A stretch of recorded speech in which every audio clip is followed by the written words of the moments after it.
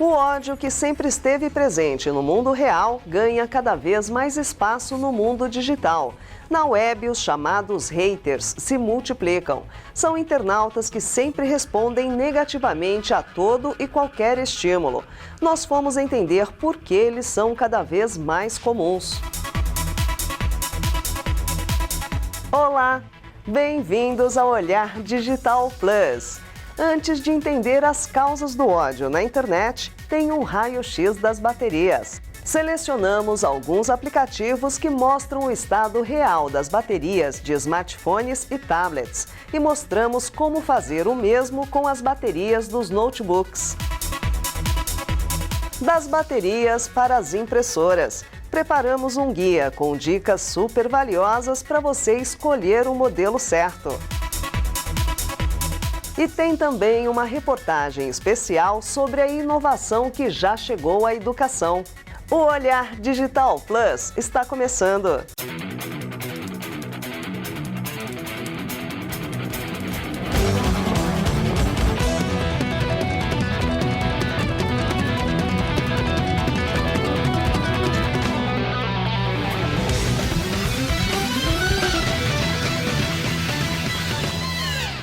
Ainda que imprimir tenha se tornado menos comum nos últimos anos, volta e meia surge a necessidade de colocar algo no papel. E escolher uma impressora pode ser tarefa complicada, com tantos modelos à disposição. Confira o guia que preparamos para facilitar a sua vida. Independente de qual seja a sua necessidade, escolher a impressora certa em um mercado com tantas opções requer atenção. Diversas perguntas precisam ser respondidas antes mesmo de começar a pesquisar. Você vai imprimir muito material? Colorido ou preto e branco? Com que frequência você pretende usar a impressora? Você vai imprimir materiais em alta resolução, como fotos, por exemplo? Tem facilidade para configurar esses aparelhos? E quanto você está disposto a investir em uma impressora? Mais importante do que a pessoa comprar uma impressora cheia de características é comprar a impressora certa, para não se frustrar. Porque às vezes a pessoa vai usar muito, só que quer comprar uma impressora a mais barata possível. Vai se frustrar depois, porque a impressora não vai aguentar, e a mesma coisa o oposto, né? A pessoa tem uma aplicação específica ou pequena, mas quer comprar uma impressora que está super em relação aos features dela, e não vai sobrar a impressora. Então é aquela coisa que a gente fala, vou comprar uma Ferrari para andar na terra, né? Ou vai comprar um carrinho de andar na terra para andar no asfalto. Então é importante você analisar qual vai ser a característica da pessoa que vai usar e aí depois tomar a decisão. Jato de tinta ou laser? Outra questão, né? Com a tecnologia atual, podemos logo de cara dizer que os dois são bons. As impressoras com jato de tinta ainda são mais comuns e também mais baratas e com cartuchos de tinta mais acessíveis. Para se ter uma ideia, com um cartucho preto que custa algo próximo de R$ 60, é possível imprimir em média 150 páginas, ou seja, 40 centavos por página. Os modelos a laser têm maior capacidade de impressão, mas também costumam ser mais caros. O gasto de energia elétrica das impressoras a laser também é maior. Um toner preto, que custa R$ 300, imprime em média 2.000 páginas, 15 centavos por página.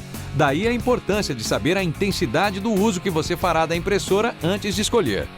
A impressora laser ela é um pouquinho mais brilhante, a impressora já de tinta um pouquinho mais fosca. Mas a qualidade ela é a mesma e é muito boa. A gente testou, fez impressão de fotografia nas duas. Dificilmente alguém não vai gostar de uma ou de outra. Às vezes é aquela questão pessoal mesmo de eu prefiro já de tinta na minha empresa, eu prefiro laser, mas assim, é pouca diferença. Um é pó e o outro é a tinta líquida. Essa é a diferença principal da tecnologia. Uma característica bastante interessante que a maioria das impressoras já traz atualmente é a conectividade Wi-Fi. A diferença no preço final hoje de uma máquina wireless e uma não wireless é de R$ 50. Então é assim, a gente sempre recomenda que se compre o wireless, porque hoje em dia está todo mundo conectado. Se a pessoa tiver um celular, um smartphone, ele vai estar conectado. Tem um notebook, vai estar conectado. Então, com o wireless, vai poder imprimir direto, não precisa estar ligando o cabo USB, mas ainda tem pessoas que usam PCs, às vezes desktops, que ainda não têm o Wi-Fi, não estão conectados num Wi-Fi, e aí vai precisar de um USB. Mas hoje eu te digo que para cada 10 wireless, a gente vende uma não wireless. Outro ponto de decisão: impressora simples ou multifuncional? Bom, aqui a escolha é mais fácil. Uma impressora simples só vale a pena se você precisa de um modelo específico para grandes formatos ou precisa de resultados profissionais de altíssima qualidade. Unindo a utilidade de impressão, scanner, copiadora e às vezes até fax em um único equipamento, as multifuncionais são a melhor escolha para a maioria. Tanto é que representam mais de 85% do mercado. Assim como o do não wireless para o wireless é de R$50, da single function que a gente tem para a primeira multifunction também é R$50. E assim, por R$50 a mais, a pessoa vai levar scanner, vai levar copiadora e talvez um pouquinho a mais vai levar fax também. Outra dica legal é dar preferência para marcas que possuam assistência técnica autorizada e suporte no Brasil. O último passo é pesquisar preço. Afinal, todos os gostos, todos os bolsos e todo mundo vai ficar feliz. Depois do intervalo, a inovação chegou à sala de aula. Veja como as escolas mais modernas se adaptaram à nova realidade em que as informações estão por todos os lados. E ainda hoje tem o raio-x das baterias. Saiba como cuidar das suas para aumentar a vida útil. O Olhar Digital Plus volta já.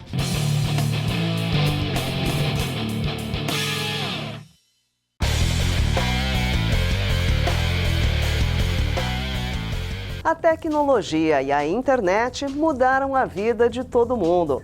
E uma das áreas que mais foram impactadas foi a da educação. Com a mudança do comportamento dos alunos, as escolas precisam se adaptar ao novo ambiente em que o conhecimento está por todos os lados, a um clique de distância.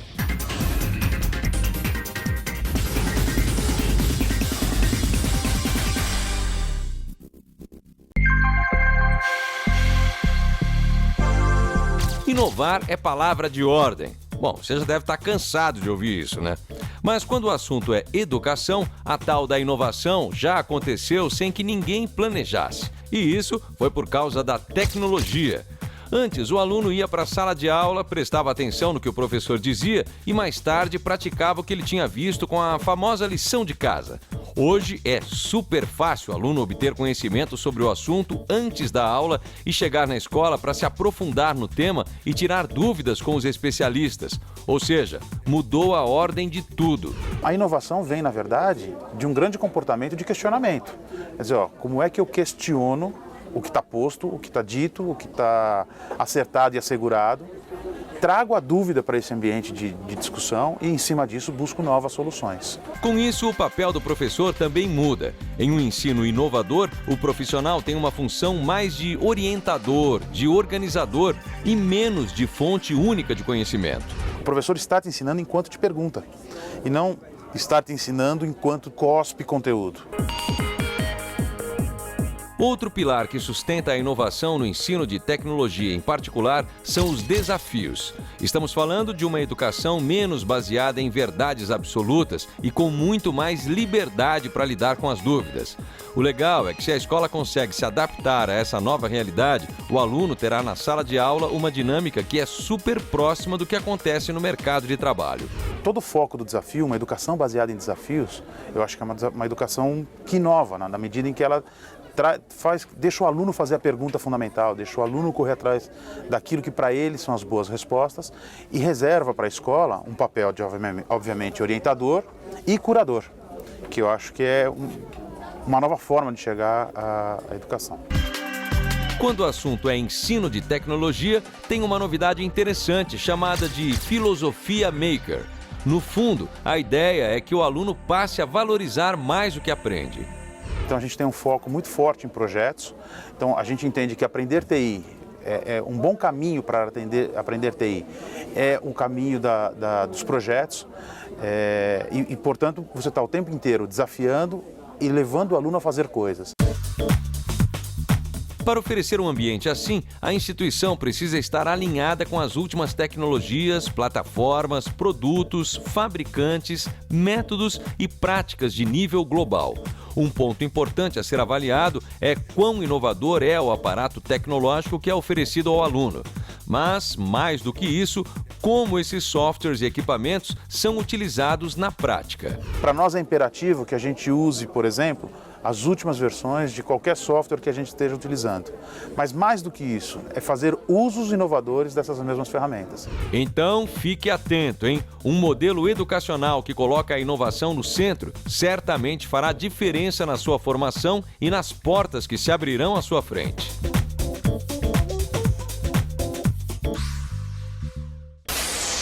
No próximo bloco tem o raio-x das baterias. Selecionamos aplicativos e caminhos para você conferir todos os detalhes da sua. E tem também nossa investigação sobre o ódio na internet. Por que ele é tão comum? O Olhar Digital Plus volta já.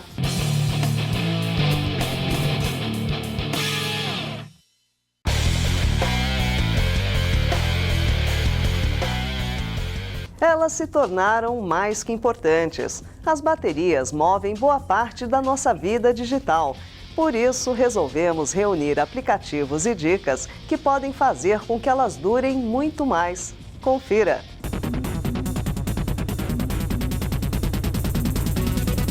Há diversas formas de avaliar a bateria do seu dispositivo, seja ele qual for. A primeira inspeção é visual. Cá entre nós, você não precisa ser nenhum especialista para distinguir uma bateria defeituosa de outra saudável. Muitas falhas são fáceis de detectar, claro, se você tiver acesso à bateria do seu aparelho. Procure por bolhas, marcas de vazamento, corrosão nos terminais metálicos, manchas brancas ou esverdeadas. Qualquer um desses indícios é sinal de alerta. Quanto antes você trocar essa bateria, menor a chance de ela danificar seu dispositivo. Não pense duas vezes, não. Além da informação principal sobre o nível de bateria, atualmente a maioria dos dispositivos permite um gerenciamento energético mais completo, inclusive com opções para preservar energia quando você mais precisar. Mas em relação ao nível da bateria, o mais importante é prestar atenção quão rápido a energia do seu aparelho cai logo depois que você o desconecta da tomada. Não é normal, por exemplo, que em poucos minutos ele vá de 100% para 70%, ou então caia repentinamente de 60% para 30%. Observe esses níveis de queda anormais. Se eles acontecerem, é outro indício de que já é hora de substituir essa bateria aí, hein? E se antes mesmo de chegar ao limite de descarga total, o aparelho simplesmente desligar, pode ter certeza, essa bateria já era. Se depois da análise visual e de observar o nível de queda da energia restar dúvidas sobre a saúde da bateria, calma, há opções para um diagnóstico ainda mais preciso. Um dos principais números de uma bateria é o número de ciclos que ela passou. Cada ciclo representa uma carga e descarga completas. Mas a informação não é tão fácil de encontrar em qualquer aparelho. Vamos começar pelos dispositivos Android. Na Play Store existe uma infinidade de aplicativos que prometem avaliar a bateria do smartphone. Nós pesquisamos e um dos melhores que encontramos foi o Battery, da MacroPinch. Além de indicar o nível da bateria, o app traz a temperatura, a voltagem, o estado geral e até a tecnologia usada. Agora, se você não quiser baixar nada, existe um código secreto para checar o estado da bateria do seu Android, sabia? Digite lá, *cerquilha, *cerquilha, 4636, cerquilha, cerquilha, e veja o que acontece. Um menu cheio de detalhes é exibido na hora. O principal é a integridade da bateria. Enquanto estiver bom, perfeito. Diferente disso, é hora de começar a pensar em substituir a bateria do seu Android. Para o iPhone, nós também testamos alguns aplicativos, mas nenhum com tanto sucesso. Claro, o smartphone da Apple registra o número de ciclos da bateria e sua capacidade real dentro da célula, mas o usuário comum não tem acesso a essa informação. Nós encontramos uma solução alternativa gratuita, segura e que funciona muito bem. Para usá-la, o único requisito é que você tenha o iTunes pré-instalado na sua máquina. A solução é iBackup Bot, uma ferramenta para monitorar dispositivos da Apple com versões disponíveis para Mac e PC. Com o aplicativo aberto, assim que você conecta seu iPad ou iPhone ao computador, uma série de informações é exibida sobre o aparelho. Em Mais informações, você encontra detalhes sobre a bateria. Os principais são a contagem de ciclo de carga e a capacidade real. Se o número do item Full Charge Capacity, ou capacidade total de carga, for muito menor do que a Design Capacity, a capacidade nominal do aparelho, saiba que é hora de trocar a bateria do seu tablet ou smartphone. Para se ter uma ideia, uma bateria de lítio perde cerca de 20% da sua capacidade após 500 ciclos de carga, como é o caso desse iPhone 5 que nós testamos. Nos notebooks da Apple, a informação sobre o estado da bateria é mais fácil de se acessar. Ao clicar na maçã no canto esquerdo superior da tela, basta entrar em Sobre este Mac. Em seguida, nas informações do sistema, você encontra tudo sobre o computador e também sobre a bateria. Clique em Energia para acessar. Ali você também tem o estado da bateria e o número de ciclos. As baterias dos modelos mais antigos e mais simples suportam em média 500 ciclos de carga e descarga até começarem a perder capacidade. Já as baterias dos modelos mais novos suportam até 1000 ciclos antes de serem substituídas. A informação que vale é a condição da bateria. Neste caso, não mais boa, mas ainda normal. Nos PCs, a Microsoft adicionou um recurso escondido no Windows 8, um relatório completo e detalhado.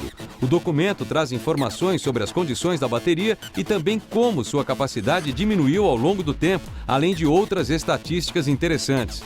Para gerar o relatório, tudo que você precisa é de um comando único na opção Prompt de comando. Para abrir o menu rapidamente, basta pressionar a tecla especial Windows junto com a letra X. Depois de abrir a janela do prompt de comando, basta digitar o seguinte comando: Power CFG espaço barra e Battery Report, tudo junto.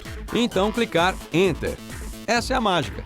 O relatório estará salvo na pasta indicada. O documento é salvo em HTML e é bem fácil de ser interpretado.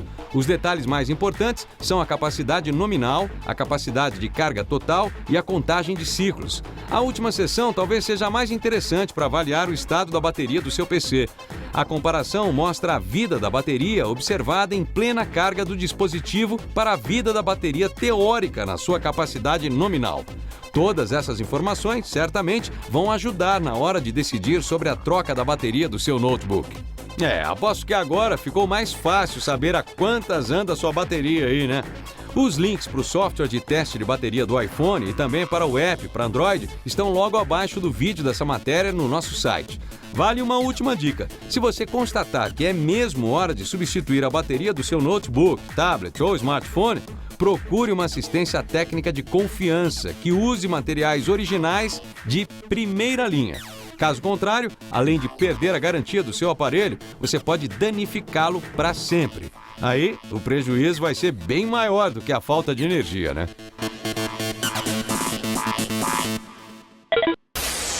Os haters não são maioria, mas certamente chamam muita atenção no mundo virtual. São internautas que reagem a qualquer estímulo com um sentimento: ódio.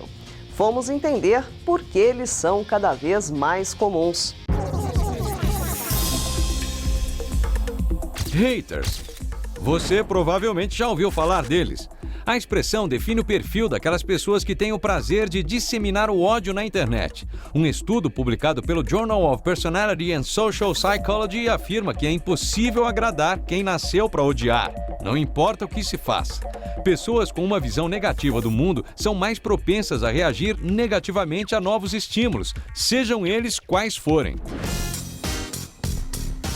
No Brasil, nos últimos 3 anos, o número de páginas denunciadas por divulgar conteúdo de intolerância racial, religiosa, neonazistas, xenofobia ou homofobia cresceu mais de 200%. A psicologia explica o ódio como uma das emoções mais fortes da condição humana. É o contraponto do amor, e ambos são manifestações extremas e radicais. Se qualquer um pode amar, todos podemos sentir ódio também. É mais do que normal em certas situações, inclusive. A questão é que o indivíduo civilizado e controlado transforma o ódio em realização, como o esporte, por exemplo. O ódio gratuito, que é o caso dos odientos pelas redes, ele é, antes e acima de tudo, uma manifestação moral de covardia. O covarde, ele se esconde através da rede para intriga e para fofoca. Esta falsa sensação de anonimato transformou a internet em um grande palco de diversos tipos de disseminação gratuita do ódio. Tudo que se faz na internet deixa rastro, né? E esse rastro ele pode ser levantado e ele vai apontar para o autor do ilícito. Isso é fato. Muitos casos se tornaram notórios. Nas redes sociais, esta jovem negra foi vítima de uma enxurrada de comentários racistas quando publicou uma foto com seu namorado branco. Certo tempo atrás, uma estagiária de direito foi condenada a 1 ano e meio de prisão por suas declarações contra nordestinos na internet. Brigas de torcidas são tão violentas na web quanto nas ruas. Mais recentemente, e tão macabro quanto, foram diversos comentários na foto da criança síria refugiada de apenas 3 anos morta na praia. Para a maioria de nós, parece simplesmente inexplicável. Na minha opinião, se trata de indivíduos infantilizados, indivíduos destrutivos. Eles têm prazer na destruição. É uma posição sadomasoquista. O sujeito tem gozo no sofrimento alheio. É um doente, mas é um criminoso. Na vida real, fora da internet, esses odiadores seguem o mesmo perfil. Covardes. Quando estão em grupo, até podem causar algum ato de ódio gratuito ou coisa do gênero. Mas sozinhos, se acovardam. O sujeito é muito valente e corajoso, por exemplo, para agredir ou para insultar uma criança, um negro, um homossexual, mas protegido pela rede. Agora, eu queria ver esse mesmo canalha tomando essa atitude, por exemplo, diante de um homossexual bombado. Não vai fazer. O que não parece nem um pouco viável é tentar explicar esses atos, ou, pior, deixar tudo para lá. Se é um criminoso, deve ser tratado como tal. As leis são as mesmas aplicadas para um ato praticado fora da internet. E a sociedade precisa entender melhor nosso direito de reagir. Mas é preciso reagir tratando lixo como lixo, escória como escória, covarde como covarde, canalha como canalha. Não é para tentar compreender. Esse excesso de tentativa dialogante, ele não é civilizado. Não é civilizado. Tem indivíduos que têm um comportamento antissocial e precisam ser punidos. Precisam ser punidos com desprezo, com a contraofensiva, com os instrumentos que a lei permite e principalmente com desprezo social. As penas para esses crimes de ódio pela rede vão de 6 meses a 5 anos de prisão. O importante é que a vítima não se cale e tome uma atitude o quanto antes. Se a pessoa for vítima de um crime propriamente dito, ela deve ir à polícia registrar um boletim de ocorrência. Lembre-se, é importante coletar o maior número de provas possível contra o agressor. Outra saída é fazer uma denúncia direta ao Ministério Público. Esta pode ser feita online.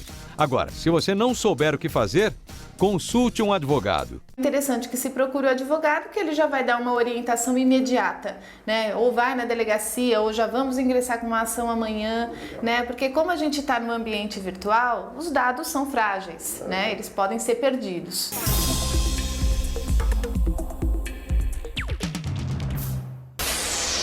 Acesse olhardigital.com.br e escolha sua newsletter. Você pode optar pela newsletter geral enviada diariamente para mais de 150 mil assinantes. Tem também a newsletter Pro, focada nos assuntos que interessam aos profissionais de tecnologia, enviada uma vez por semana a mais de 40 mil assinantes. Escolha a sua ou fique com as duas. Elas são uma ótima maneira para você se manter em dia com o mundo da tecnologia. Semana que vem tem mais Olhar Digital. O futuro passa primeiro aqui. Tchau!